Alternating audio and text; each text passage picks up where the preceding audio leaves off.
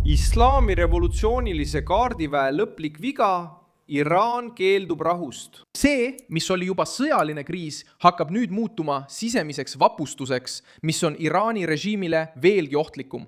Sellel 2026. aasta 13. aprillil pärast 21 tundi läbirääkimisi Islamabadis Pakistanis lahkus Washington ilma kokkuleppeta ja süüdistas Teherani kesksete nõudmiste tagasilükkamises tuumaprogrammi, rikastatud materjali ja Hormuzi väina julgeoleku osas.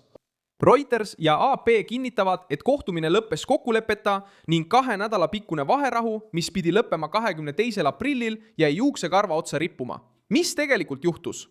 See, mis näis olevat võimalus sõda pidurdada, muutus uueks eskalatsiooniks.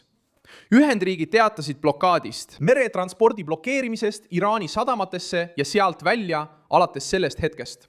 See, mis näis olevat võimalus sõda pidurdada, muutus uueks eskalatsiooniks. Eskalatsioon. Teiselt poolt vastas revolutsiooniline kaardivägi, öeldes, et kõik Hormuzi väina lähedale lähenevad sõjalaevad loetakse relvarahu rikkumiseks. Teisisõnu, läbirääkimised on ummikus, meri on muutunud survevahendiks ja otsese konflikti oht on taas kasvanud. Kes on selle lõhe keskmes? Donald Trump, Ameerika Ühendriikide sõjaväeline juhtkond ja Iraani läbirääkijad, kes on seotud režiimi kõva tuumikuga. Reutersi ja AP andmetel tekkis täielik ummik, kuna Washington nõudis lõplikku kohustust loobuda tuumarelvast. Rikastamise lõpetamine, kõrgelt rikastatud uraani üleandmine ja toetuse vähendamine Teherani liitlasest relvarühmitustele. Iraani režiim ei nõustunud sellega. Ja siin ongi põhjus, miks see läbi kukkus. Sellest noobumine tähendaks just selle võimustruktuuri lahtivõtmist, mida režiim kasutab vastaste hirmutamiseks, surve all läbirääkimiste pidamiseks ja piirkondliku mõju säilitamiseks. Kuid kõige trisisem osa ei ole ainult läbirääkimiste laual. See ilmneb Iraanis endas.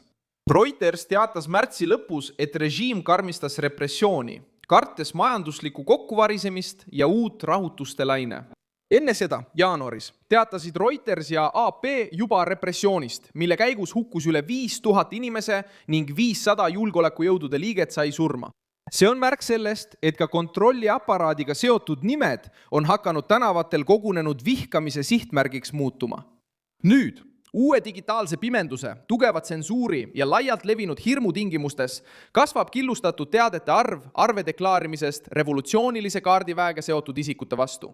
Kõik ei saa kontrollida, kuid üldpilt on selge. Režiimi autoriteet on surve all nii väljast kui ka seestpoolt. Lõppkokkuvõttes on seletus karm ja otsekohene. Iraani režiim panustas sellele, et suudab säilitada tuumaprogrammi, toetada relvarühmitusi, pingestada olukorda Hormuzi väinas ja ikkagi läbirääkimistest kasuga väljuda. See ei õnnestunud. Rahu asemel otsustas ta kriisi viimase piirini suruda. Ja just seetõttu viitab pealkiri millelegi suuremale kui lihtsalt üks nurjunud kõneluste voor. Kui režiim karmistab oma retoorikat, kuid kaotab sisemise kontrolli tugevuse, ei piirdu oht enam ainult taeva, mere või diplomaatilise tasandiga. See hakkab ilmema ka tänavatel. Relvarahu kokkuvarisemine ei ole lihtsalt läbirääkimiste ebaõnnestumine. See on pilt süsteemist, mida survestab Ameerika Ühendriikide sõjaline jõud, sõjamajanduslik hind ja reaalne oht lõhenemiseks Iraani enda masinavärgis. Täna ei seisa Iraan silmitsi ainult välise ummikseisuga. Ta seisab silmitsi reaalse võimalusega näha oma hirmustruktuuri tõrkuma hakkamas just seal, kus ta on alati tahtnud näida võitmatu, oma enda kodus.